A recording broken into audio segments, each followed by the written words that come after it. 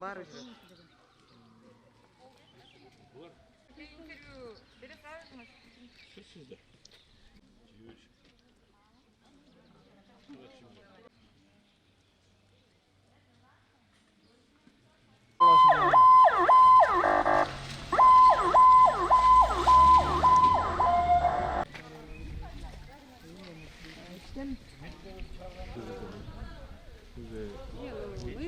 Так что друг друга понимаем.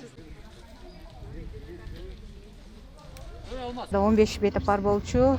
Азыр биз алардын ичинен 14-үнүн айыккандыгына байланыштуу 14 үйүнө жиберип жатабыз.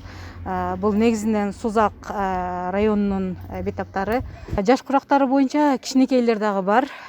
Ошо 5 жашта кичинекей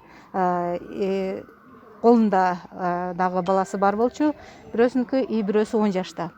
Анан жашы чоңдору дагы бар. Ошо 14-нүн ичинде ар кандай курактагы бетаптар болчу. Медиктер боюнча дагы биз үчүн аябай кубанычтуу жаңылык болду. Кечеги күнү ошол биринчи кирип иштеген бригаданын андан кийинки кирип тилекке каршы бизди жуктуруп алган санитаркабыз менен контакт болуп дагы чыгып калган обсервацияда дагы медиктер бар болчу. Алардын бардыгы кече бүт ошол 2 жолу алынган ПЦР анализдери отрицательный болгонуна байланыштуу кече баарын сүйүнүчтүү кабар болуптур, баарын үйүнө жөнөттүк.